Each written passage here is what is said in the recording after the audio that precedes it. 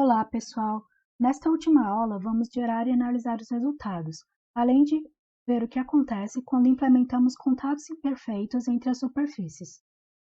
Inicialmente, verifiquem se vocês seguiram a errata e corrigiram aqui o tamanho dos elementos para 13 milímetros ou mais. Caso contrário, vão obter um erro ao rodar a simulação. Para obter os resultados, clicamos aqui em Solution e Solve. Agora, queremos analisar a distribuição da temperatura nos elementos internos e também nas faces externas da carcaça. Então, vamos inserir dois pós-processamentos. Clique com o botão direito, Insert Thermal Temperature. Verifiquem se o body está selecionado e selecionem todos os sólidos, com a tecla Ctrl apertada.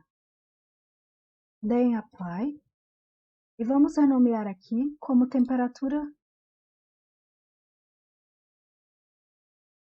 de dentro. O outro resultado que queremos analisar é a temperatura do lado de fora da carcaça. Então, clique em Solution, Insert Thermal e Temperature. Apertem Shift mais F9 para voltar a exibir a carcaça. Verifiquem se está aqui selecionado, cliquem nela e depois em Apply.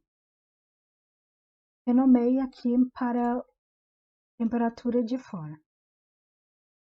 Após isso, basta pedir para o ANSYS fazer o pós-processamento. Botão direito, Evaluate All Results.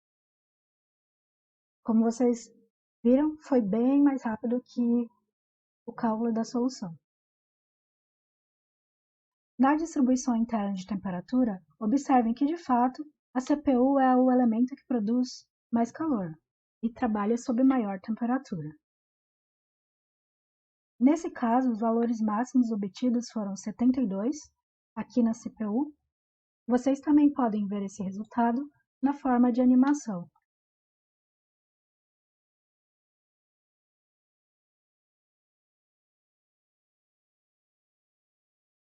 Agora vamos ver a temperatura do lado de fora. Invertendo aqui,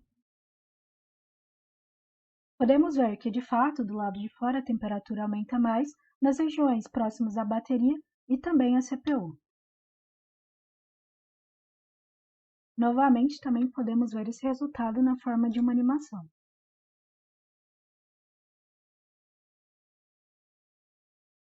É importante lembrar que, nessa primeira simulação, nós utilizamos contatos térmicos do tipo perfeito, ou seja, do tipo bonded, o padrão do ANSYS.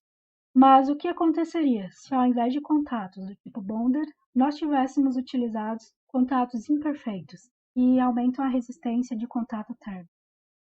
Vamos então fazer uma segunda simulação para analisar esse cenário. Vamos fechar esse projeto aqui e fazer uma duplicação. Cliquem com o botão direito na setinha e depois Duplicate. Vamos renomear essas duas simulações. Name e contatos perfeitos. E essa aqui de baixo vai ser a simulação com contatos imperfeitos.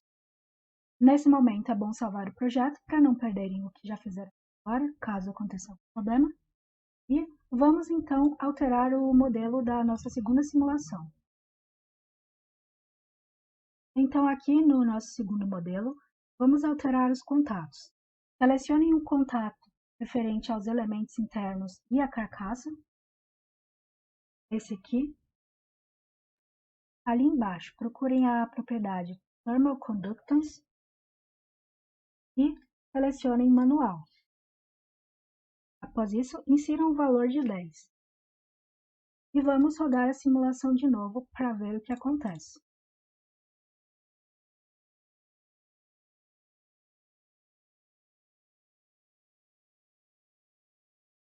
Na temperatura de dentro, observem que ela deu um salto. Antes era 70 e poucos a máxima, agora já estamos em 106, um aumento de quase 30 graus.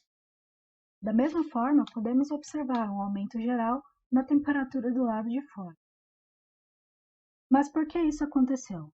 Existem dois tipos de contatos térmicos, o perfeito e o imperfeito. No contato perfeito, é como se nós tivéssemos dois corpos com uma diferença de temperatura entre eles, portanto, tem um fluxo de calor indo do mais quente para o mais frio. E aqui nessa região da interface, é como se realmente não houvesse nenhum espaço entre eles, ou seja, um contato perfeito.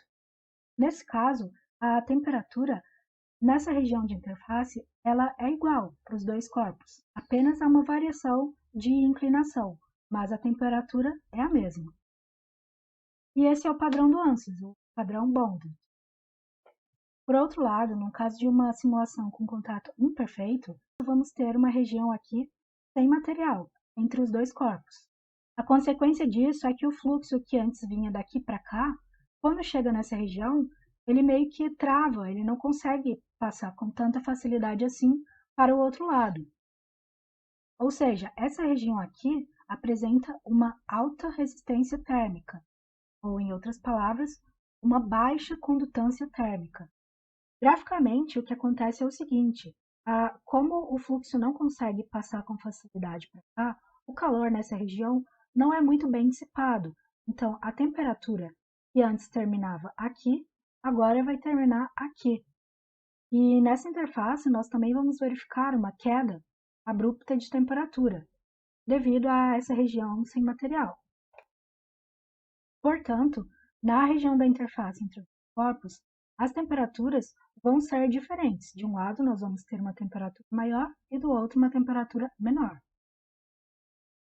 Na prática, qual a consequência disso?